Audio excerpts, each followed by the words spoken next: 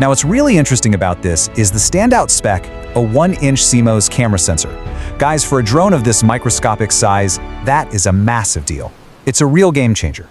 A larger sensor basically means it's pulling in way cleaner details, giving you much better dynamic range and delivering significantly stronger low-light performance compared to the standard, basic mini drones you normally see out there. And building right on top of that incredible sensor, it supports 4K resolution at 60 frames per second, complete with HDR video. So if we translate that directly into your daily workflow, it just means your footage is going to look incredibly smooth, ultra sharp, and super professional. Whether you're out there shooting outdoor travel reels, getting sweeping property shots, or just capturing some cinematic B-roll for YouTube, this level of quality is honestly one of the biggest reasons to consider grabbing this drone. But hey, it's not just about the video. You are also getting a 50-megapixel camera here. For creators, that is insanely useful. Think about it for a second. You can pull these incredibly detailed photos for super crisp YouTube thumbnails, high-quality blog images, or just stunning standalone social media posts, all without ever having to compromise on your resolution.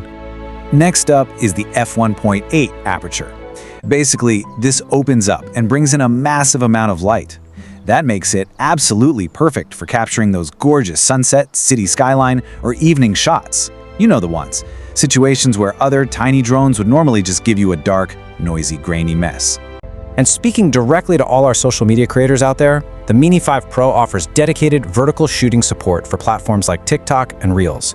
This is, without a doubt, a total game changer. It means no more taking a beautiful, wide, horizontal video and then having to clumsily crop the sides off in post-production, basically throwing away half your image quality.